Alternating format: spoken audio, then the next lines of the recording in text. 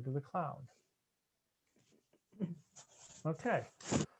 Funny things happening on Zoom tonight. At least I'm not getting randomly muted anymore. Please help me welcome Matthew Staton and his presentation tonight, Feedback, the Gift That Keeps Giving. Please help me welcome Matthew Staton to the stage. Thank you, Scott. Good evening, fellow Toastmasters and honored guests. Have you ever had a memorable experience receiving feedback from someone? Have you ever had a memorable experience giving feedback to someone? I know Scott has. We talked about, he's got a great story. It is well worth your time asking his story. What is it about feedback? The funny thing is that if you were to ask a group of people that have recently received feedback, they would probably tell you that the people who give feedback aren't so good at giving feedback. However, if you were to ask a group of people that have recently given feedback, you would probably hear that people aren't so good at receiving feedback. What is it about feedback? In fact, what is feedback? Now, in electronics, feedback is when energy goes out and a signal or a result comes back into the source. It gets processed back, it modifies the process and the signal that gets sent out. Some kind of result comes back into the source and so on. This is the result of that, or the source of that wonderful squeal in high school auditoriums and in old Jimi Hendrix recordings. Feedback in people is when you put energy out and you get some kind of a response or a signal back. And you can consider that response or that signal. And if you want to fold it into your process or not, modify what you're sending out, pay attention to the response that's coming back, and so on in an ongoing cycle. In their book with this awesome cover, Thanks for the Feedback, The Science and Art of Receiving Feedback Well, even when it is off base, unfair, poorly delivered, and frankly, you're not in the mood. They say that feedback is what gets thanked and what gets ranked. They say we are swimming in an ocean of feedback. You got a C+ on a spelling test, feedback. You got accepted to college, feedback.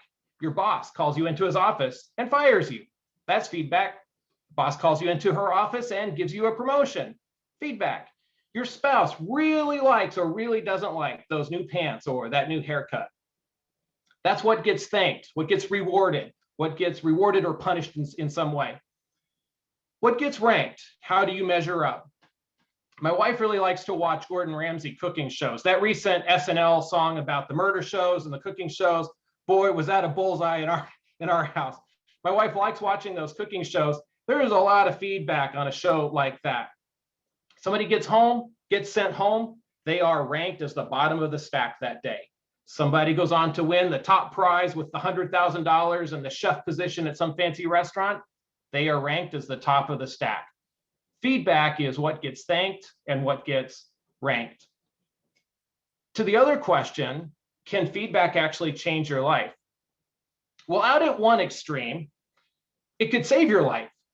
Some of the tests after some of the tragic plane crashes that have resulted in loss of life have shown that the flight crew had information that would have been vital for the pilot, but the pilot was not receiving that feedback. So because the pilot was not receiving this vital information, they didn't make good decisions and they crashed the plane. So at one extreme, it could save your life. At a different edge, if you're familiar with John Gottman, he's the researcher that has the Gottman Center up in Seattle, and he has done a tremendous amount of studying how marriage relationships, the patterns that develop and happen throughout their communication. And he says that a ratio of 5-to-1, encouraging pieces of information to other pieces of information, strengthens and encourages a marriage relationship. So at one extreme, it could save your life in an airplane if the flight crew is giving feedback. And at the other extreme, it can help strengthen your marriage relationship. Somewhere in the middle is all the other stuff that we do. The hobbies, the job skills, the stuff we do for fun, and the stuff that we have to do for work and so on. And that's more of our focus this evening as we as we talk about some of the feedback that we're going to be talking about for the rest of the evening. Chris mentioned a verse from his favorite book. There's an ancient proverb, and it's also from that same book. And it says, you can rebuke a wise person and they will become wiser. The wise person is able to sift through the sand and the dirt to find the nugget that is helpful in feedback. Personal experiences, as you think back through your own memory and the people that you have worked with and lived with, have you ever had to live or work with someone that shut out feedback? Now, see if this rings true to your experience. Here's how they describe that in this book. They say working or living with someone who shuts out feedback or responds with defensiveness and arguments is exhausting. We walk on eggshells and live in fear of pointless conflicts. Due to the lack of hard decisions and real discussions and real feedback, problems fester, the relationship stagnates. Insulation becomes isolation. Does that ring a bell? Anybody say that's a good description? In contrast, they say, the bold-faced benefits of receiving feedback well are clear. Our relationships are richer. Our self-esteem is more secure. And of course, we learn. We get better at things, and we feel good about that. In the workplace, treating feedback not just as something to be endured, but something to be actively sought can have a profound impact. Feedback-seeking behavior has been linked to higher job satisfaction, greater creativity on the job, faster adaptation in a new organizational role, and lower turnover. And seeking out negative feedback is associated with higher performance ratings. People who are willing to look at themselves are just easier to live with and to work with. Being with people who are grounded and open is energizing. When you're open to feedback, your working relationships have more trust and humor, you collaborate more productively, and you solve problems more easily.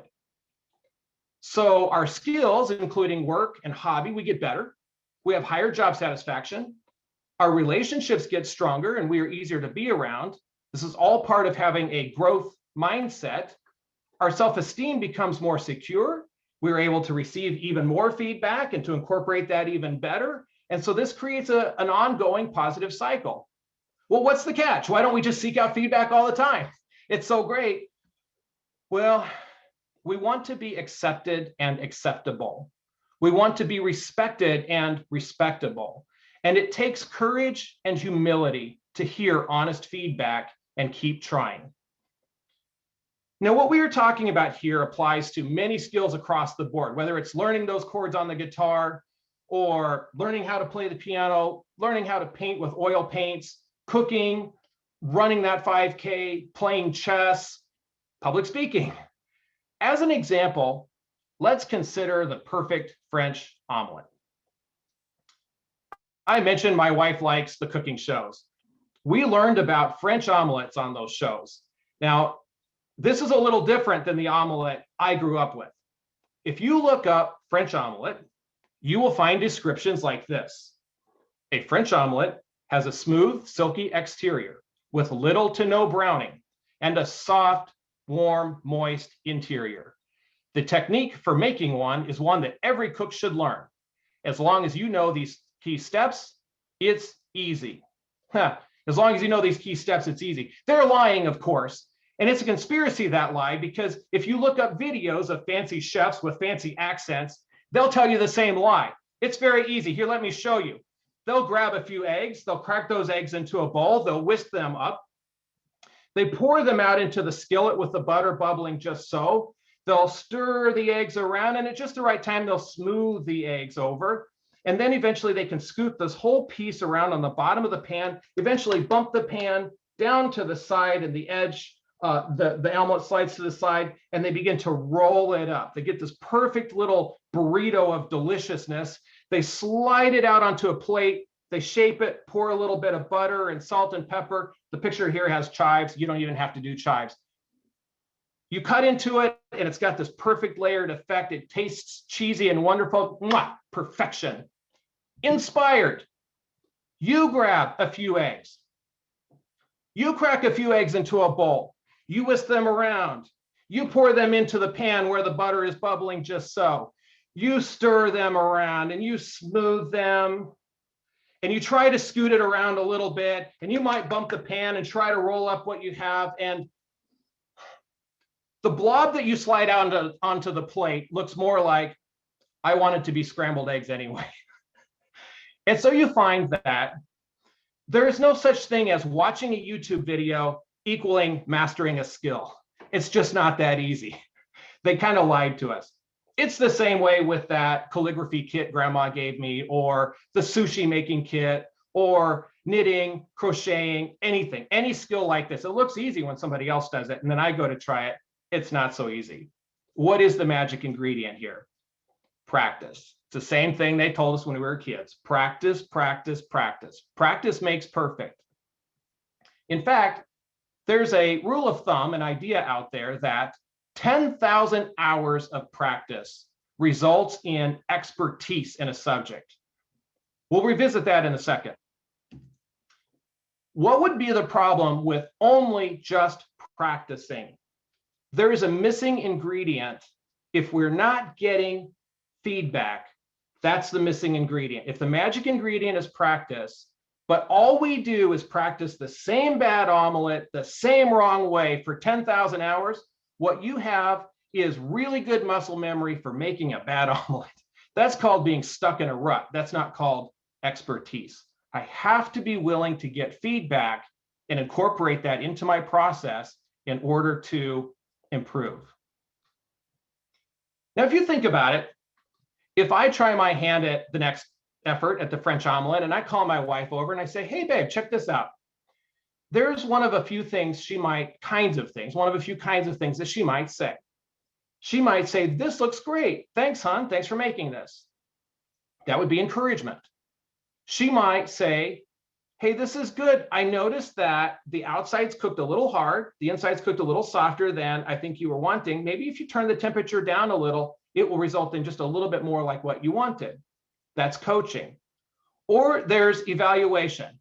If I were to wake up in some delusional fever dream and I were competing on a Gordon Ramsay show in the middle of a room full of chefs and found out that either I'm getting sent home or I'm not getting sent home, that's evaluating. That's how do I rank? How do I stack up against the crowd?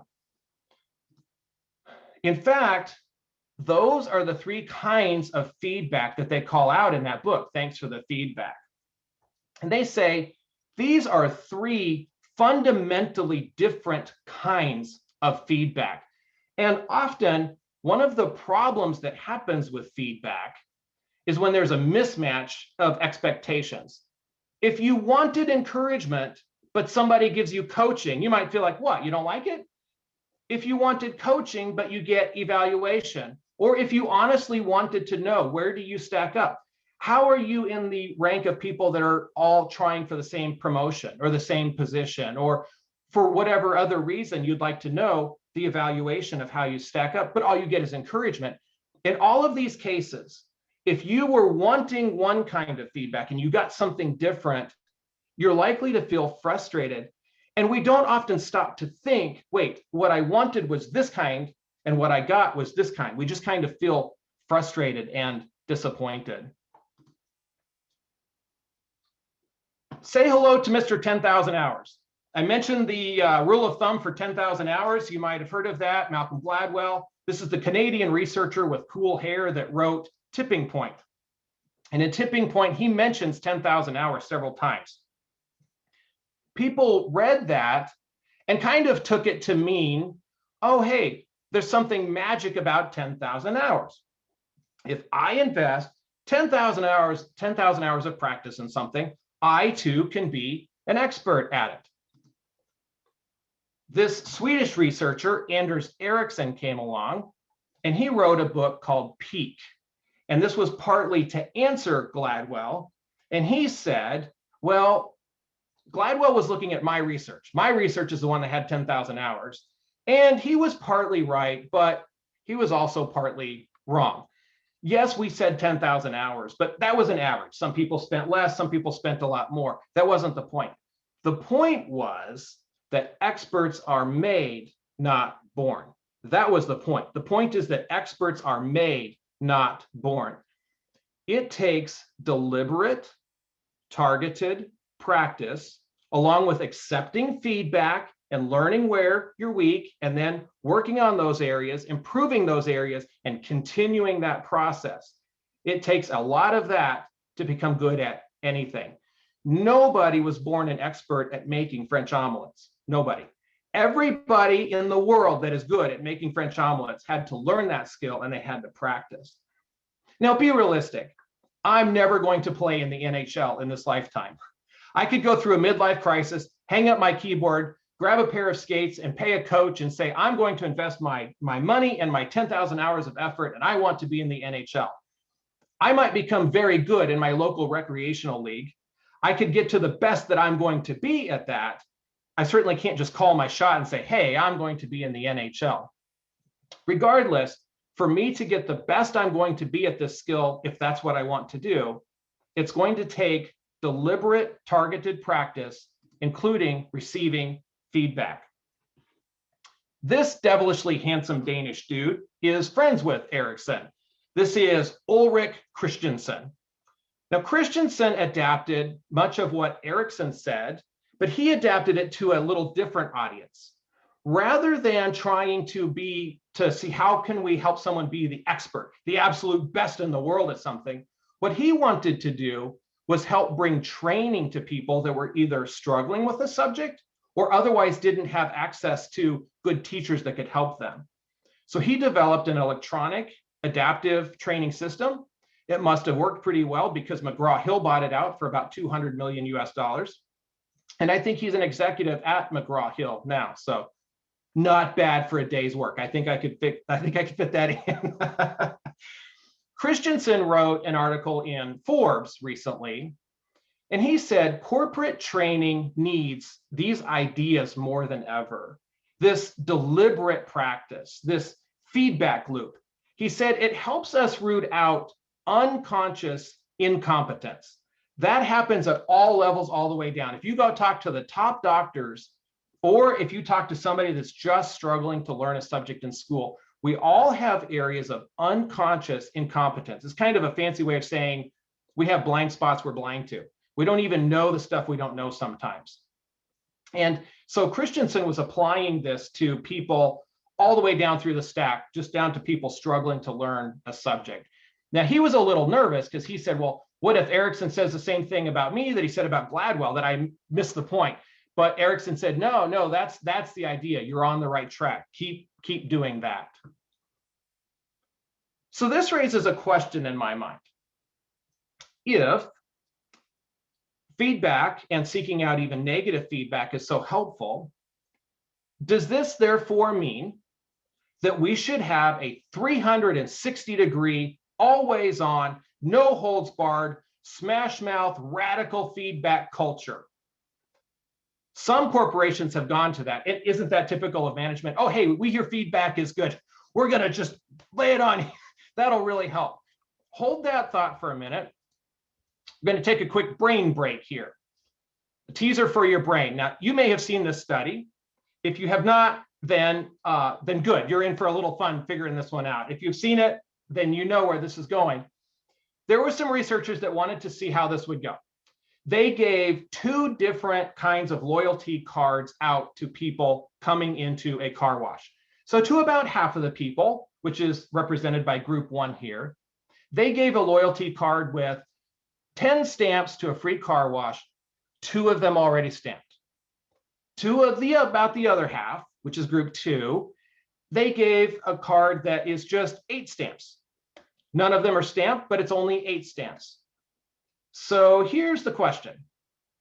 Would one group fill up their cards faster than the other group?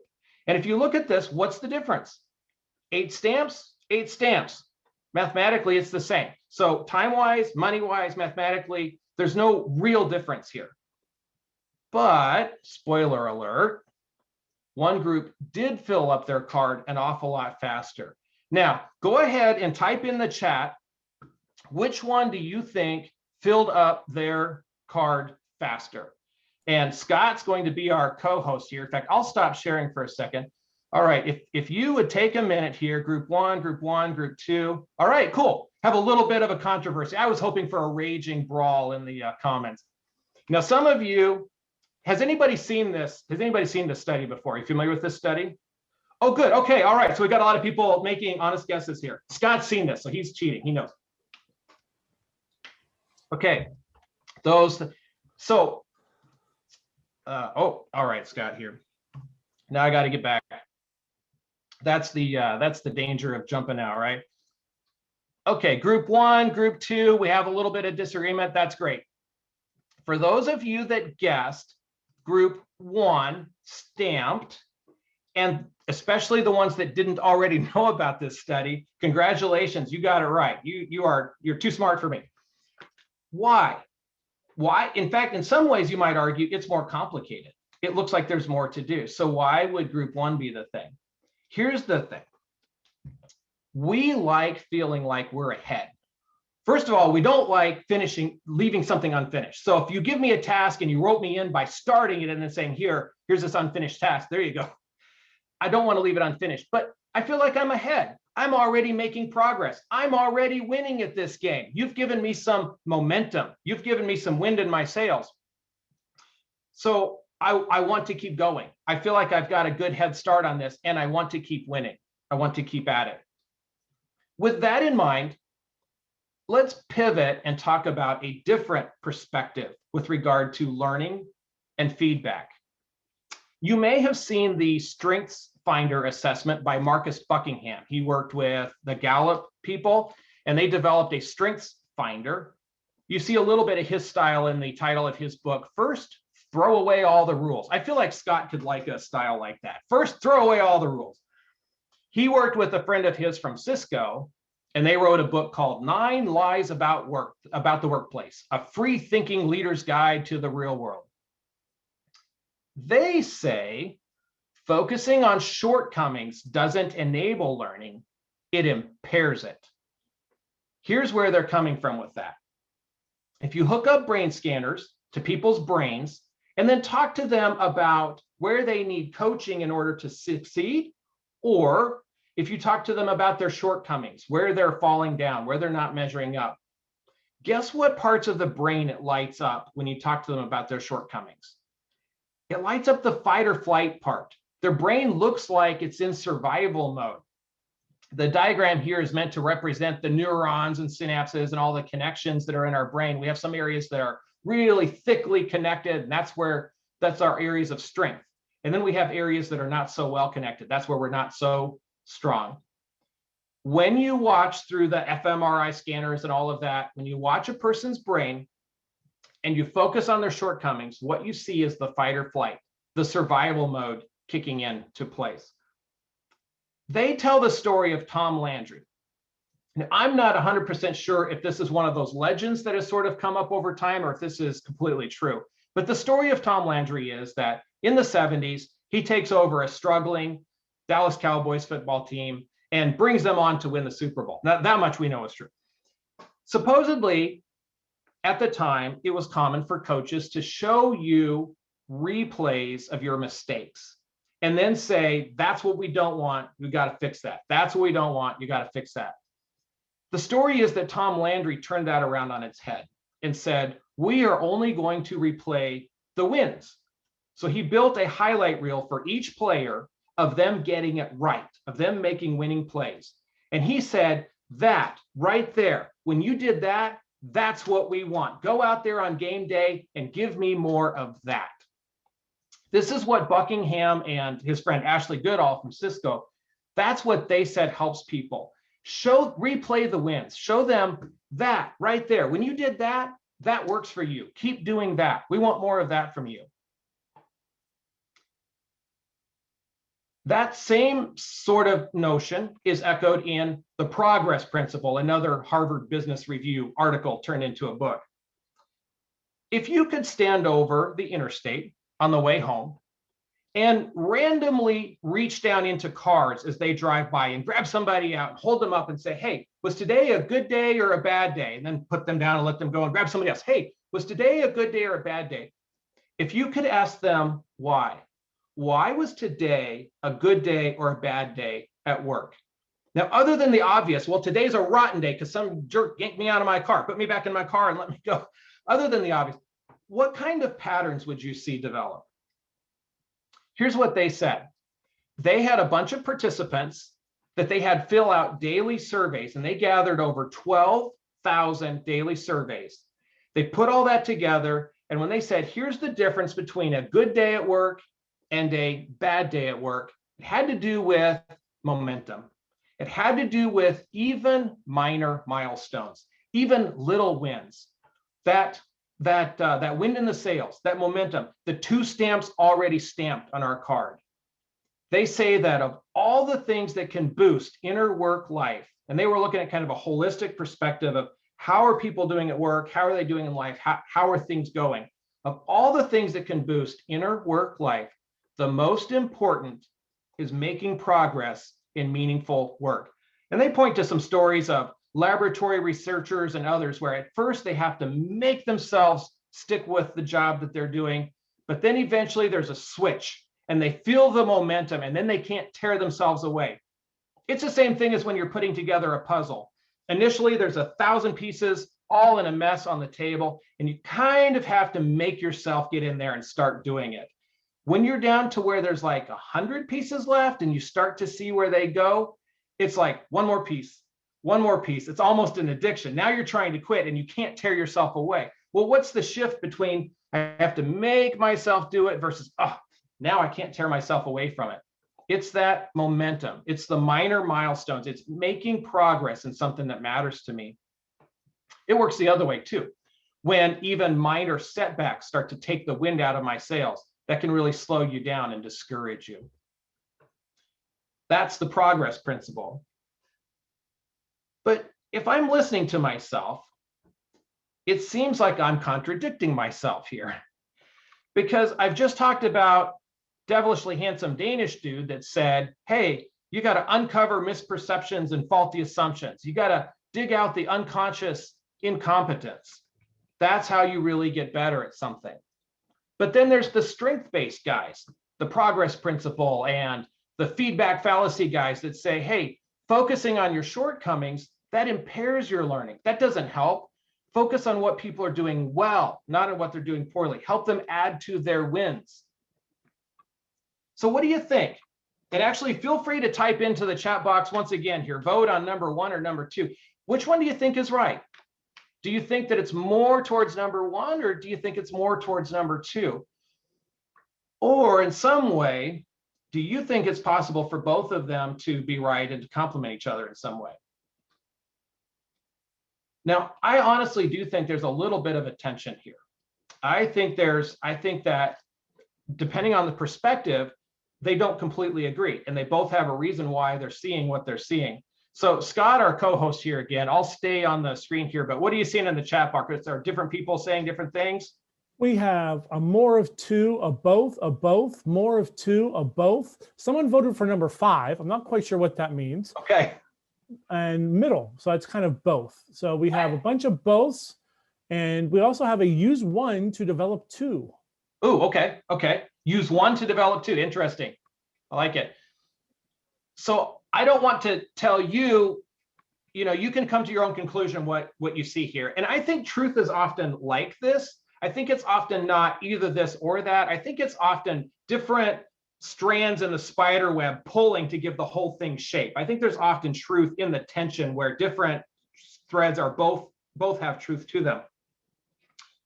I think my perspective is a little bit more the inverse of what someone said. I like 1 to do 2. I kind of feel like 2 to do 1.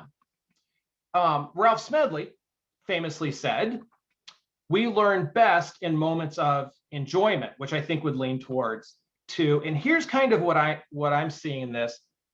I think that perhaps in general, when we are giving feedback to a group in general, number 2 is probably the way to lean. Like, help people get the momentum going, help them add to their strengths, help them encourage, be encouraged and have fun, and help them get the wind in their sails. Then as they get better and better, it may be more up to the individual to begin pulling for even more detailed and even deeper feedback to keep rooting out the places where there's incompetence and keep getting better so that they do not plateau. That's kind of how I would see these two working with each other. But there's room for you to draw your own conclusions there. And however you come down on that, knowing that practicing the skill of giving and receiving feedback helps you get better at other skills. It helps you be a more energizing and easier person to be around. It helps you strengthen your relationships. Do you have some time scheduled next week to practice it? Next month? Does your company have some time? I mean, that's not even a thing really in most places, right? Like, what would that even look like?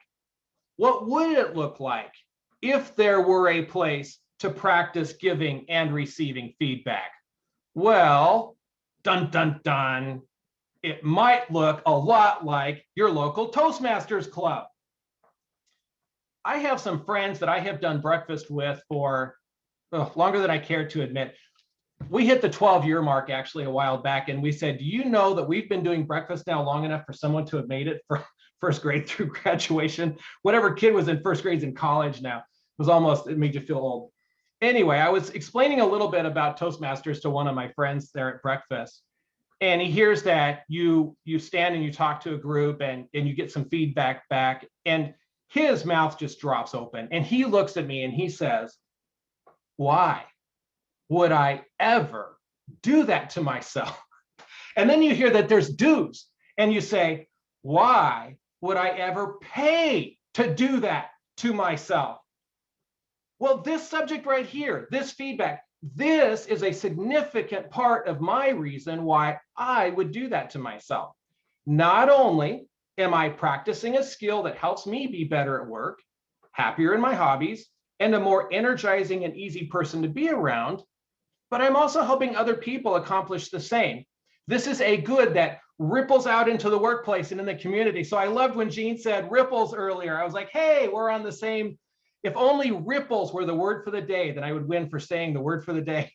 I'm terrible at that. I never remember to say the word for the day. Bringing this home then, let's talk about our club culture. What does it look like to build a feedback-rich club culture? Some of the authors and researchers will use this term, feedback-rich culture. What does it look like to build a feedback-rich club culture? Safety and trust, first and foremost. It is so important to have an environment of safety and trust.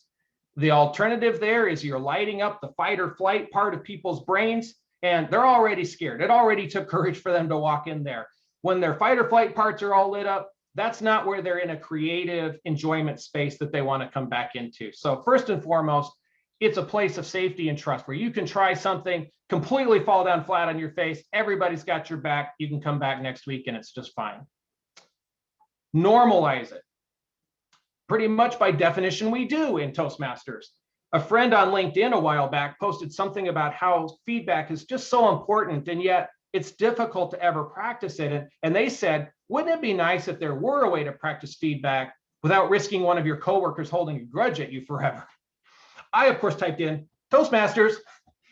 In a Toastmasters club, this is one of the unique opportunities that we offer. It's a place where feedback is a normal part of every meeting's agenda, and we practice it in a safe and trusting environment. There's a saying, pitch 1,000 tents, don't build a castle. Often in out there in the real world, feedback is reserved for those special occasions of step on into my office, go ahead and close the door. Sends a chill down your spine.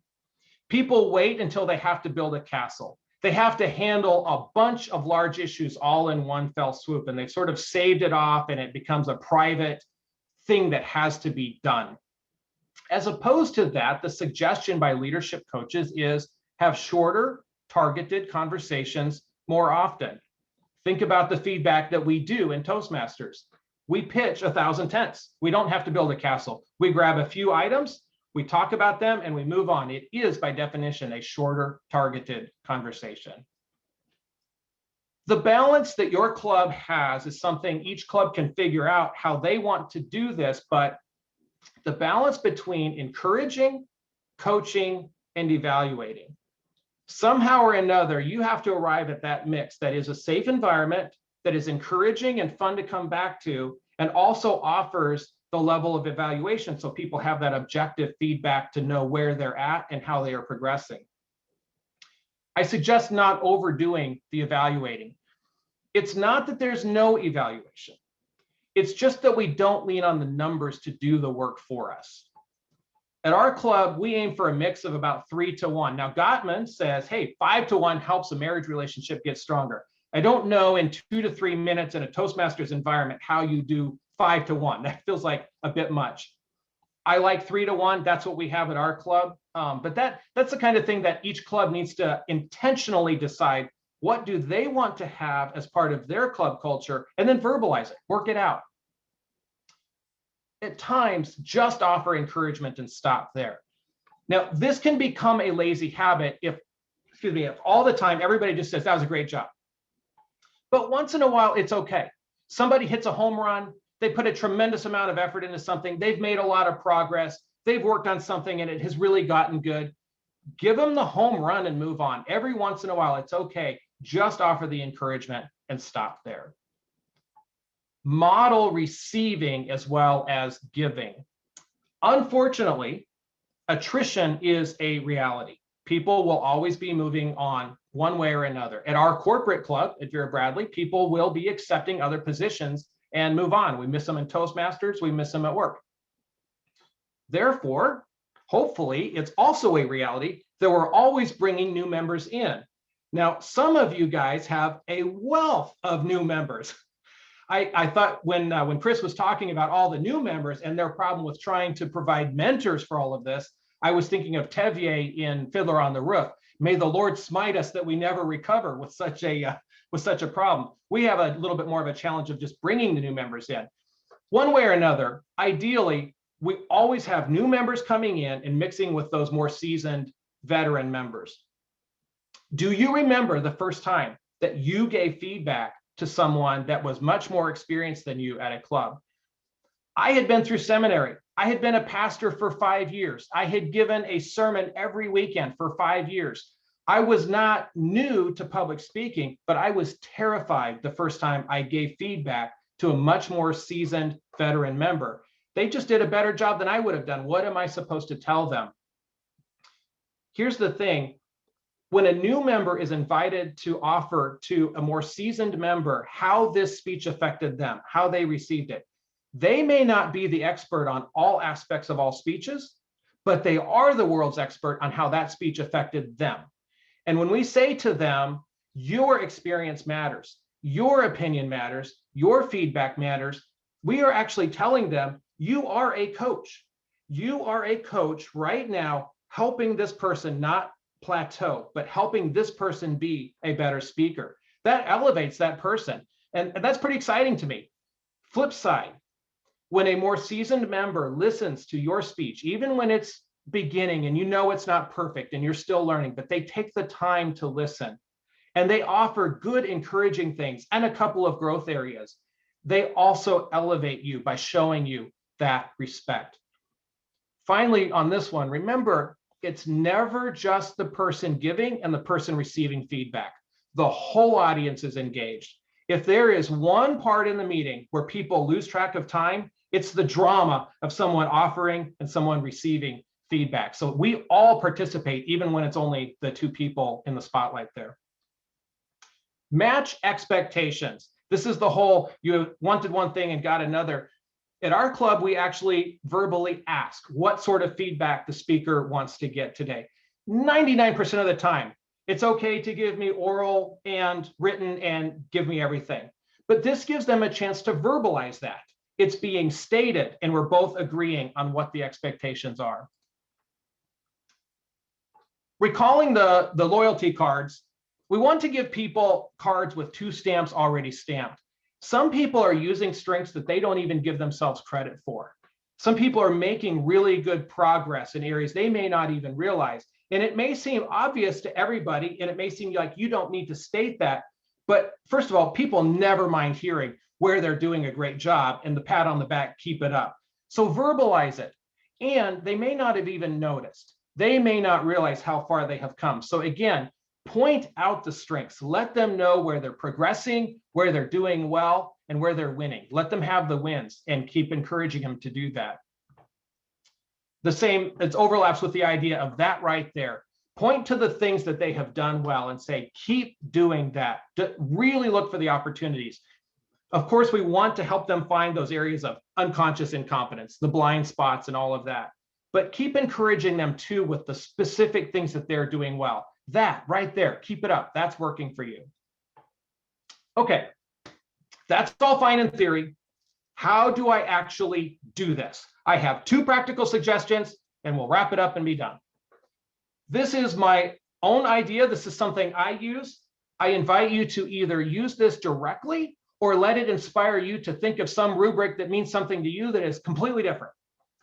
I have sat in speeches before that I thought, what is a way for me to look at this in enough different ways that I can come away with something to offer the person of value here?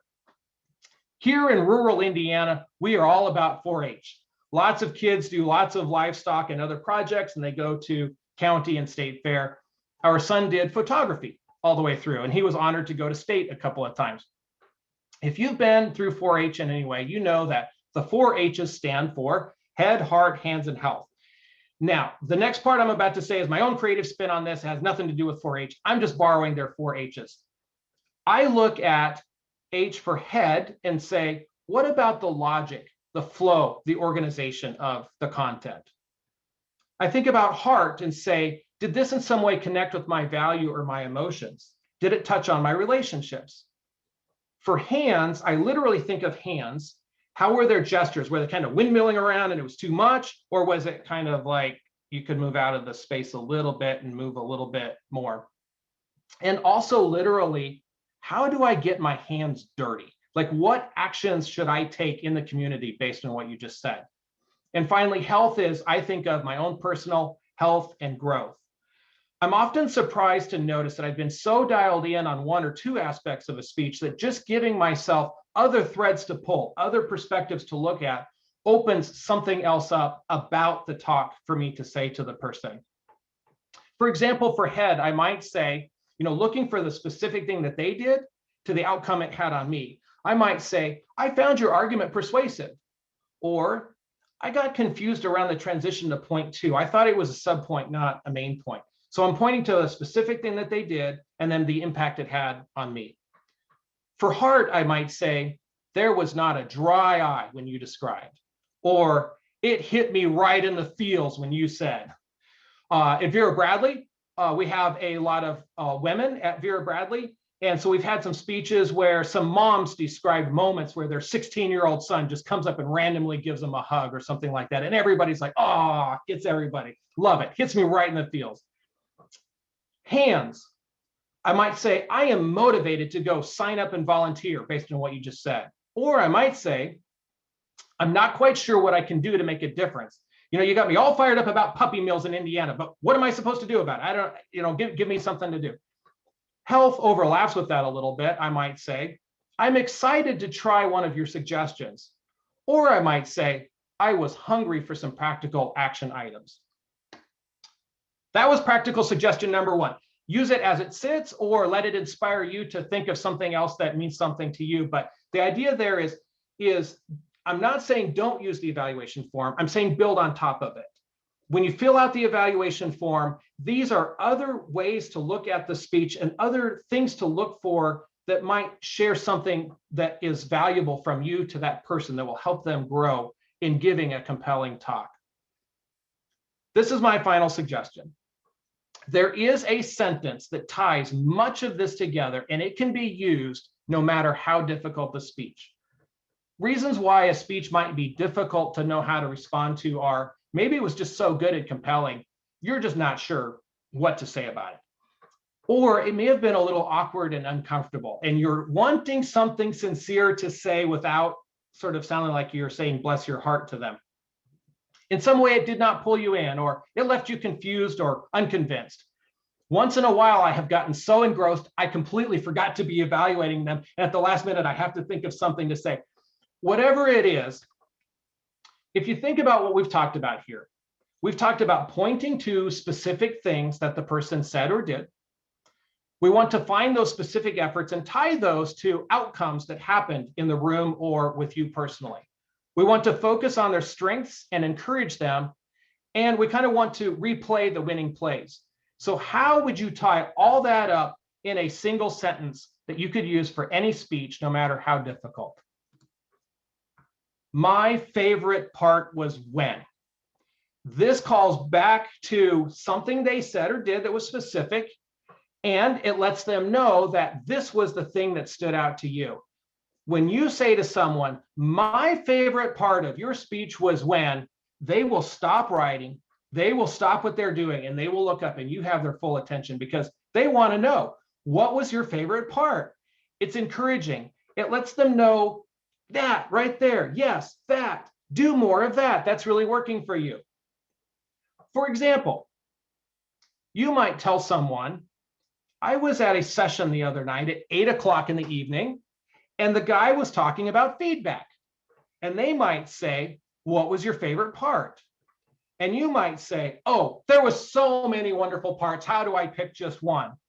But then you think, and you say, you know what? My favorite part was when he said, you all have been a wonderful audience. I hope you have a good rest of your night. And Scott, back to you. Everybody, give it up for Matthew Staton. Matthew Staton, everybody. And Matthew, I just have to say, this right here, do more of this right here. That was I love you, man. Absolutely phenomenal, buddy. I absolutely love this. This was the best I've ever heard you. I am absolutely blown away by what you presented today. That was wonderful. It was so insightful. It was so well researched and presented in a way that just kept us engrossed. So thank you, thank you, thank you. That is wonderful. So everybody, give it up for Matthew again. But as you know, nobody gets out of a Toastmasters presentation without an opportunity to ask some questions, to be able to clarify some things, to figure out how to use this, not just in Toastmasters, but outside of Toastmasters. Because although we didn't plan this, a speech like this really does illuminate why we chose to have an evaluation contest this year. We wanted to help all clubs develop the skills necessary to galvanize and engage members, because nobody dislikes people that are thoroughly invested in their own development and growth. We love the people that love us. That's just how human nature works. And that's why we did evaluations. And Matthew, thank you for illuminating that in so many ways. So who has questions? Either throw them in chat or feel free to unmute yourself and ask away. We'd love to have some questions for Matthew because there was so much to unpack tonight. I had a question. I understood the 4-H, the head, the heart, and the hands. Could you clarify the health piece? I wasn't really clear on that. Yeah, and it overlaps a little bit. I just use that as a way to look at different perspectives. And for me, I look at health as sort of personal health and growth, who I am personally, maybe internally even, or just who I am around my family and so on, more self-focused. And then hands I look at as more out into the community. So if you were structuring it with that in mind, you'd have probably said head, heart, health, and hands. But 4-H has been around a lot longer than I have, so I'm just tagging along with theirs. There's a little bit of overlap there. Does that make sense? Cool. And I agree. I see the comment about timer. I have done that myself. I'm supposed to be timing, and it's like, oh, I think yellow. And Matthew, the next question comes from Patricia. What is the best way to get feedback? Is it when you can't handle the truth or when you can handle the truth, Patricia? How to get feedback when you can handle the truth? What's the best way? Okay, what's the best way to get feedback? What's the best way to get feedback when you can handle the truth? So I was listening to a podcast from that Anders Ericsson. Now, unfortunately, he passed away, I think, last year, but he's fun to listen to. He's a really interesting guy. And he gave an example of playing doubles tennis. And he said, imagine you're playing doubles tennis with some friends and you have a weak backhand.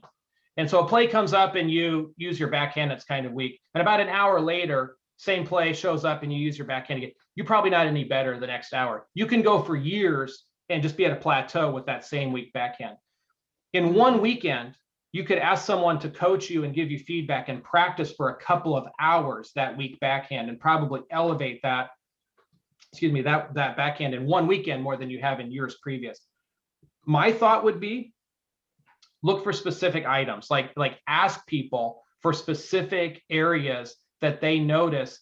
If I were trying to elevate this to a TED Talk, if I were trying to take this to a bigger stage, what are some specific items I could work on? And then keep asking for those things and being sure to show gratitude and accept those in. I don't know. What do you think? Does anybody else have any thoughts about that? I think you hit the nail on the head right there, Matthew. I think that's a very good explanation of how to obtain feedback. Very well said. Mhm. So last question here. Jane has asked kind of a generic, kind of the question I think a lot of us have when it comes to evaluations. What do you think about the sandwich method? Because it's something that Toastmasters always preaches is use the sandwich method. But I think some of us are tired of sandwiches. The thing that broke feedback loose for me, I was at the American Red Cross Toastmasters Club that meets up on Coliseum in Fort Wayne, and Randy, one of the charter members there, sensed that some of the new ones, myself included, were nervous about giving feedback. And so he devoted about 15 minutes. So this is an example of a more seasoned member sensing the need and taking some time to address that. And he gave about 15 minutes talk on how to give feedback. And he talked about a couple of things. One of them was the sandwich method. It's an old tried and true. It could be a little bit of a cliche. It's one tool in the box. Sometimes it just fits and it works. So that's how I see it. It was helpful in the moment to say, you know what, I can do that. I could do the good old fashioned sandwich method here. He also talked about 1, 2, 3, picking out 3 positives and saying something to grow on. He had a couple other things. I don't even remember all of what he described. I just remember that it helped me to think. One of the biggest things he said was, it's just one person's opinion. For whatever reason, that gave me permission. It was like, oh, I don't have to give them the feedback. This is sort of pitching a tent rather than building a castle. I'm just giving them one opinion. And that just really freed me up to say, hey, well, that one opinion is as valid as any other one opinion, and they only have to take it with that. So I see it as one tool in the box. Sometimes it fits, and sometimes you try something else. Very cool. Thank you very much. I'm So sorry. Jane, I'm sorry, Jane, there's one other question here I want to get to. I'm so sorry. There's one other, I think one other person. Morgan, you've unmuted yourself. Oh, he already explained it. He was talking about the 3-to-1 method at his Okay. Toastmasters, and I didn't know what that was, but it's pretty much 3 feedbacks and 1. Yeah, 3 encouragements and 1 growth area. Oh, 1 growth area. Okay. Yeah. Yeah. Okay, that's Okay. good to know. Very cool. Thank All right. you. Sorry, Jane. We wanted to try to get one other person in there. What's your question, Jane? Well, my issue with the sandwich approach is forcing the people who is evaluating to kind of nitpick through the speech, and it's not really necessarily a very holistic overview, if we want to call that. So it's just nitpicking on the way. I think the sandwich approach works for someone who have never evaluated before, so they can get into that mindset. But the problem is I don't want to get into that trap. And so how do you blend that sandwich approach out so it's not like a nitpicking thing, like too good thing, the meat in the middle, and then too good at the end, you know? Yeah. And do you think sometimes that's partly matching to where the person is at? Like if somebody is new to the club and you really find some nitpicky little thing that they're probably not otherwise going to have been working on for a while, that might be discouraging. On the other hand, if someone really is making good progress, just acknowledging that progress And then sometimes it's sort of obvious, somebody, I heard myself using filler words. I heard myself talking fast. Those are things I'm working on. That's why I'm in Toastmasters. And I know that, so I don't mind hearing that back. I need to keep hearing it and keep working on it. So I think some of it's kind of matching to where the person's at. So, and Jane, let me jump in here for 1 second. So as somebody who's won the evaluation contest before, I would say that the sandwich method is a great structure, but how you use that structure has to vary dependent upon the speech, the speaker, and the context. All the sandwich method is just structure. What you use to fill that varies very differently depending upon who it is. Matthew, thank you. Everyone, please give it up for Matthew one more time.